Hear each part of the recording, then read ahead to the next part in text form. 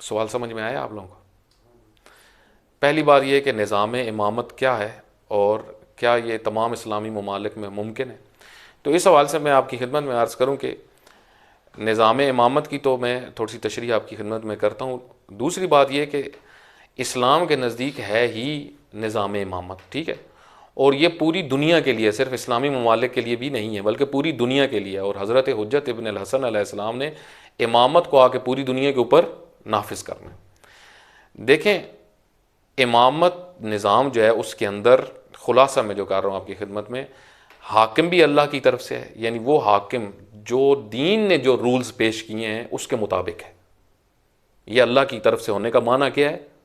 मंसूब मिन अल्लाह, यानी जो रूल्स हैं दीन इस्लाम के, उन रूल्स के मुताबिक होगा वो हाकिम, उन कवानीन के मुताबिक। मिसाल के तौर पे जिस तरीके से हज़रत हुज्जत इब्न अल हसन अलैहिस्सलाम और इमाम हसन अस्करी अलैहिस्सलाम से हम तक रिवायात पहुँची हैं, उन्होंने बताया है कि हमारे बाद तुमने जिस फ़कीह की तरफ रुजू करना है और उसको हाकिम मानना है, उसकी शराइत कौन कौन सी होंगी। बस जिस भी फ़कीह में वो शराइत होंगी वो ज़माने ग़ैबत में मुसलमानों का हाकिम है।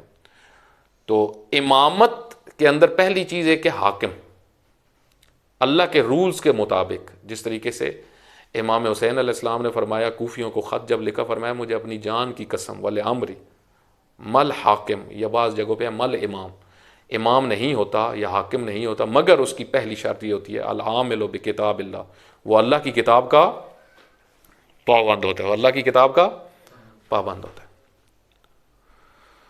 खूब, अब ये इमाम हुसैन अलैहिस्सलाम दर हकीकत रूल बता रहे हैं कि जब भी आपने हाकिम इस्लामी देखना है तो इन रूल्स के मुताबिक होगा। दूसरी चीज़ निज़ाम इमामत के अंदर क्या है कि कानून भी अल्लाह का है, कानून भी अल्लाह का है। अच्छा, यहाँ से फिर हमारे यहाँ फ़र्क हो जाता है खिलाफत में और इमामत में। खिलाफत में क्या है? खिलाफत के अंदर कानून अल्लाह की तरफ से है लेकिन इमाम अल्लाह की तरफ से नहीं है, हाकिम अल्लाह की तरफ से नहीं बल्कि हाकिम लोग बनाते हैं। ये फ़र्क हो जाता है। क्या अलबत्ता इसके मुतल्लिक काफ़ी डिस्कशंस हैं, काफ़ी सारी। एक डिस्कशन जो ख़ुद उस्ताद मोहतरम आगा सईद जवाहर नक़वी हाफ़िज़हुल्लाह ने कुछ दिन पहले की है, बहुत खूबसूरत बहस की कि ख़ुद खिलाफत निज़ाम नहीं है अहले सुन्नत के नज़दीक, उनके नज़दीक भी इमामत निज़ाम है।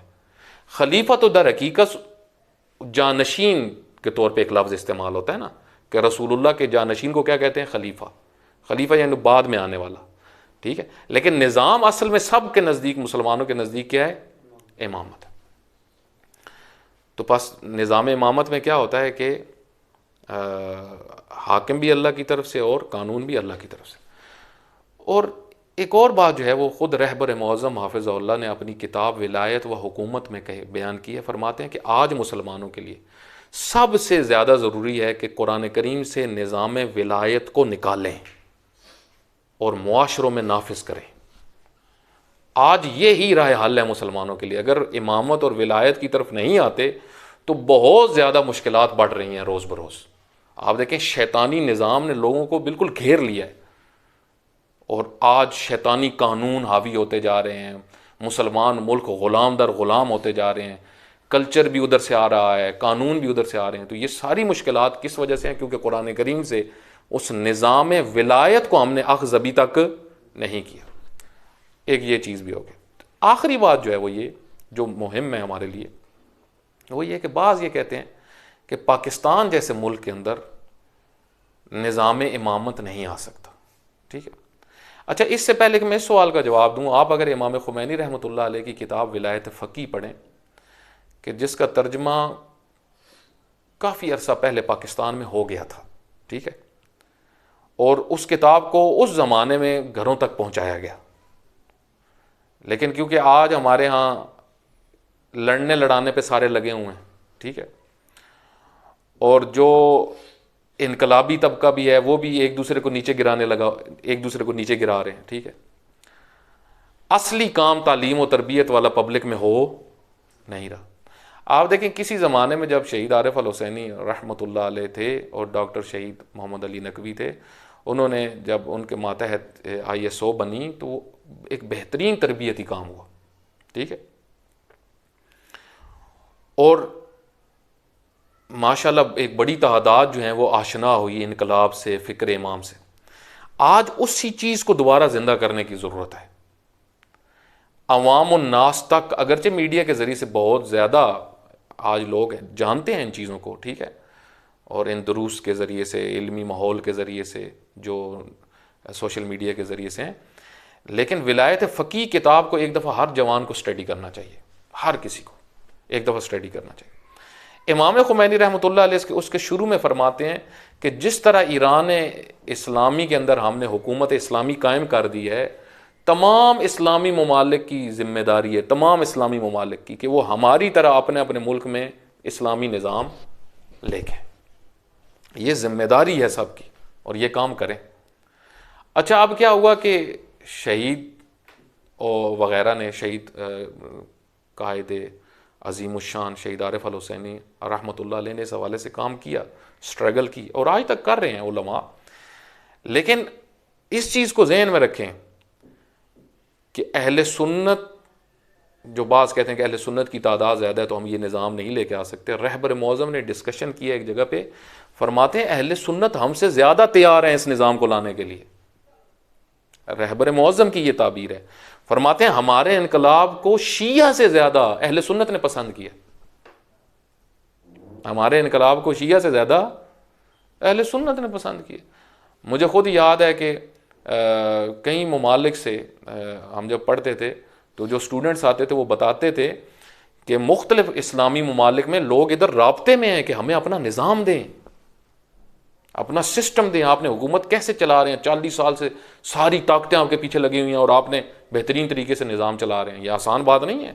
अमेरिका 6 महीने किसी की हुकूमत नहीं रहने देता, बड़ी बड़ी ताकतों को वो गिरा लेता है क्योंकि वो बहुत बड़ा शैतान है। तो वो सारे पूछते हैं। तो यहाँ से अब हम जो नतीजा निकालते हैं वो ये कि हम जो ये कहते हैं कि निज़ाम इमामत नहीं आ सकता, असल में होता क्या है कि हम किसी बाज़ किसी फ़िक्र को इस वजह से रद्द कर रहे होते हैं क्योंकि हमारा एक शख्सियत से इख्तलाफ होता है।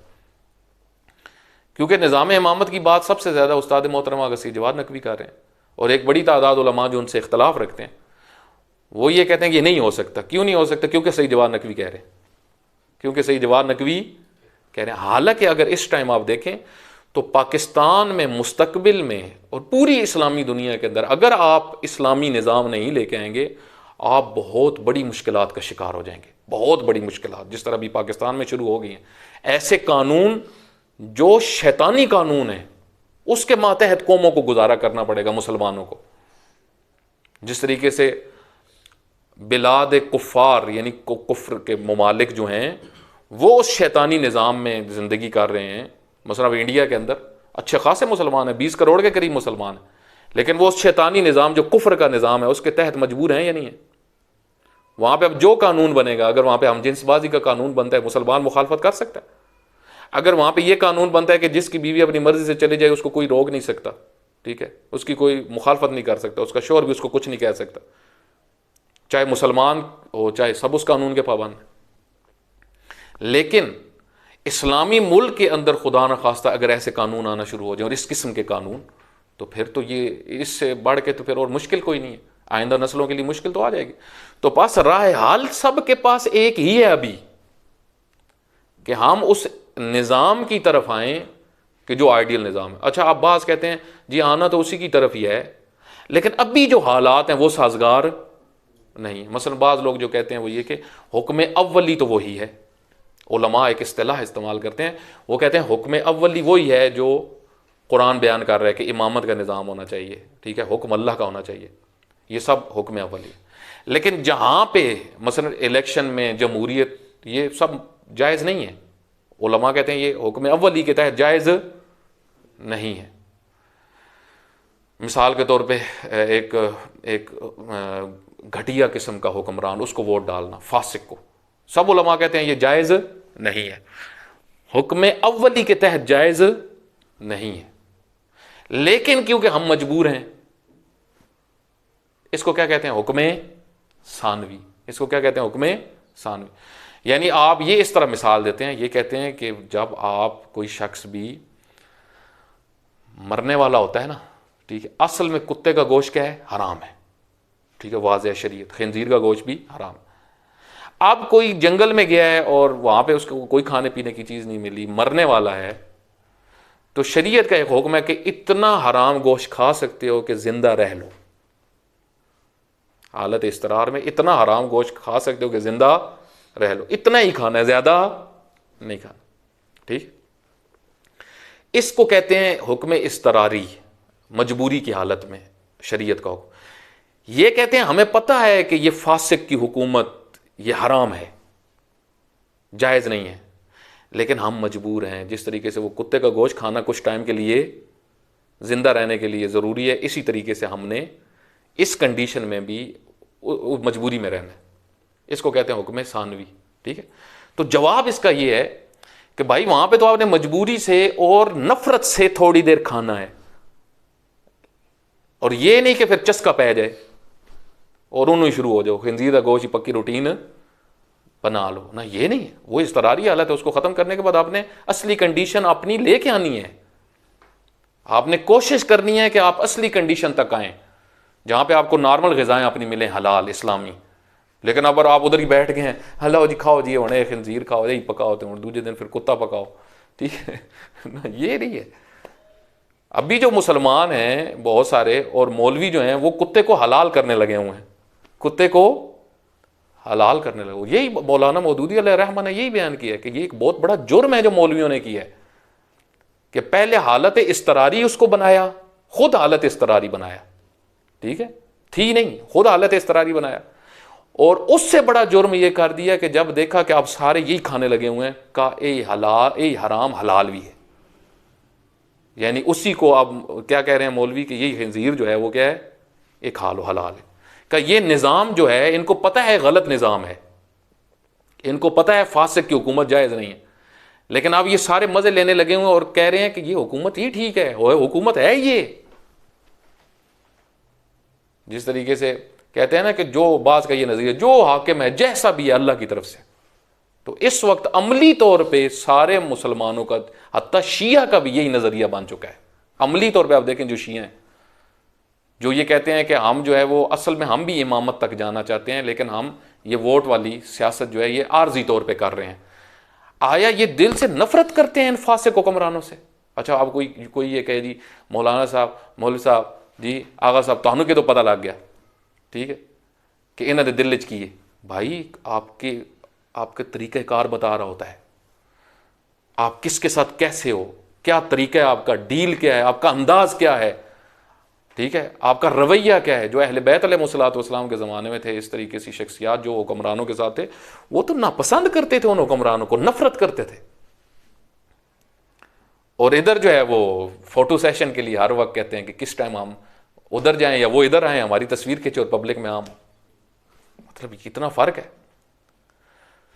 तो बस राय हाल सिर्फ यही है जो इमामत का है, जो सब बुजुर्गान, इमाम खुमैनी रहमतुल्लाह अलैह ने बयान किया और रहबर मुअज़्ज़म हाफिज़हुल्लाह बयान कर रहे हैं, और सारे पाकिस्तान में कुछ मौलवी जो अभी इस काम के पीछे लग गए हैं कि नहीं हो सकता ये, उसमें एक तो है वाकई उनकी कोई दलील है, लेकिन बड़ी तादाद एक वो है जो कहती है क्योंकि सही जवाब नकवी इमामत की बात कर रहे हैं, बस हमने नहीं। तो मेरे भाई ज़िद में आके, आप इतनी ज़िद में आप आके एक रोशन चीज़ का इनकार कर रहे हैं कि जो आज आपकी हमेशा से ज़रूरत थी, लेकिन आज आपकी नस्लें बचती नहीं हैं अगर निज़ाम इमामत की तरफ नहीं जाती तो। और शिया को तो दूसरों से ज़्यादा दुनिया को बताना चाहिए कि हमारे पास इमामत का निज़ाम है, आओ है दुनिया वाले ले लो, हमारे पास वो माल है, वो मता है जो सबसे कीमती है। तशय्यो तो है ही इमामत का नाम, तशय्यो तो है ही इमामत। शिया को तो कहते ही इमामी है, इमामत। तो शिया के पास वो माल है, वो मता है जो सबसे ज़्यादा कीमती है, तो इनको तो पूरी दुनिया को देना चाहिए। लेकिन अफसोस की बात है कि ये कहते नहीं हो सकता, ये खुद ही कहते हैं नहीं हो सकता। ये जब ये खुद ही कहते नहीं हो सकता तो फिर दूसरे क्या करेंगे। लेकिन उल्ट है, दूसरे अभी आमादा, मैंने आपकी खिदमत में अर्ज़ किया कि रहबर मुअज़्ज़म फरमाते हैं कि इनकलाब इस्लामी का जितना इस्तकबाल अहले सुन्नत की तरफ से हुआ है, इतना शिया की तरफ से नहीं हुआ, ठीक है। तो अब हमारी जिम्मेदारी क्या है कि हम लोगों में फ़िक्र मुंतकिल करें, नज़रिया मुंतकिल करें। आज हमारे जवान दोबारा विलायत फ़क़ीह की बुक को पढ़ें ताकि हमें पता चले हमारी ज़िंदगी का मकसद क्या है और हमने किस रुख पे सफ़र करना है। ना ये कि इन्हीं शैतानी निज़ामों में हम खुश रहें और इन्हीं फासिक और फाजरों को हम चुनते रहें सारी ज़िंदगी और इन्हीं के साथ खड़े होकर तस्वीरें खिंचवाते रहें। तो इस तरीके से हम कभी भी कामयाब होने वाले नहीं है। इंशाल्लाह इस हवाले से मैं कुछ रिवायात आपकी खिदमत में अर्ज़ करूँगा। कुछ अर्सा पहले मैंने एक रिवायत बयान की कि इमाम जाफ़र सादिक अलैहिस्सलाम के पास एक शख्स आया, एक बुक है बड़ी इल्मी है, इंशाल्लाह उसको मैं कुछ दिन बाद आपकी खिदमत में लेके आऊँगा और डिस्कस करेंगे। बिहारुल अनवार के अंदर जितनी सियासी रिवायात हैं वो सारी की सारी एक आलिम ने इकट्ठी की और उसके ऊपर तजिया किया, बहुत खूबसूरत तजिया किया। तकरीबन 1000 सफ़े में है वो किताब। उसके अंदर एक रिवायत वो लेकर आए और उसके ऊपर बड़ी डिस्कशन उन्होंने की है कि इमाम सादिक अलैहिस्सलाम के पास एक शख्स गया, उसने कहा मौला आपके कुछ मानने वाले इन सियासियों के साथ उठते बैठते हैं, ठीक है, तो आप इस बारे में क्या फरमाएंगे? फरमाया ये वो हैं जिनको हज़रत ईसा की ज़बान से भी लानत हुई है और हज़रत दाऊद की ज़बान से भी लानत हुई है। फरमाया एक जो है वो बंदरों की शक्ल में बदल गए थे, उनके ज़माने में इसी तरह के लोग थे कि जिनको हज़रत ईसा ने बद्दुआ दी थी, लानत की थी, वो बंदर बन गए, और हज़रत दाऊद अलैहिस्सलाम ने जिनको बद्दुआ दी थी वो क्या हो गए? खनाजीर बन गए। मतलब इतना ये मसला हसास है और हमारे यहाँ इस मसले पे कोई हसासियत नहीं। सबसे ज़्यादा इस्लाम में सबसे ज़्यादा तशय्यो के अंदर जिस मौजू को हसास रखा गया है वो सियासी पहलू है दीन का। इसी वजह से तो आप देखें इमाम हुसैन अलैहिस्सलाम ने यजीद की हुकूमत को ख़त्म करने के लिए अपने सारा ख़ानदान कुर्बान करवा दिया। ये छोटी बात नहीं है। एक यजीदी हुकूमत को, एक फासिक को, इमाम हुसैन अलैहिस्सलाम फरमाते हैं ये फासिक है, ये फाजिर है। इमाम उसके मुकाबिल में आके अपना सारा खानवादा अल्लाह की राह में कुर्बान करवा रहे हैं और इतने फोटो सेशन चल रहे हैं। मतलब इतना आपने तशय्यो को और तरीके से समझा है। आपने कैसे समझा है तशय्यो को भाई? इमाम हुसैन अलैहिस्सलाम के मिशन के फिर आप तो वाज़ियात को नहीं समझ पाए। तो ये जो चीज़ें ये हमें बहुत नुकसान देती हैं। फिर बैठ के तावीलें करने लगे हुए हैं और इलेक्शन के दिनों में मराजे से फतवे ले रहे होते हैं। अच्छा, मराजे की अब देखें ताबीरें जो होती हैं, मैं एक दिन पढ़ रहा था आयतुल्लाह उल-उज़्मा आगा जवादी आमली की ना, किसी ने उनसे फतवा लिया कि हमने इलेक्शनों में शिरकत करनी है, तो उन्होंने फरमाया हाँ अगर अमीन हों और साले हों तो वोट दे दें। ये उन फतवों को आप दे रहे हैं, अमीन और साले। जहां मेरे भाई अमीन बनना तो आज सबसे ज्यादा बड़ा मसला ही अमीन बनना है। वो सियासी तो दूर की बात है, थे मौलवी अमीन कोई नहीं, ठीक है, सियासी तो बहुत दूर की बात।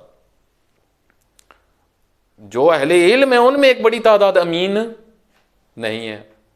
तो वो जो फतवा है वो पाकिस्तान के अंदर ऐसे ही है जैसे किसी हवाई मखलूक के लिए होता है। यानी यहाँ पे तो अमीन और वो इनके अंदर ये हमारे जो सियासी हैं इनमें आपको अमीन और साले नज़र कोई आया तो मुझे भी बता दीजिएगा। सिस्टम ऐसा है, उस सिस्टम के अंदर इंसान अमीन रह ही नहीं सकता, साले रह ही नहीं सकता। तो खुदावंद मुताला हम सबको हकीकी माने में दीन इस्लाम की मार्फत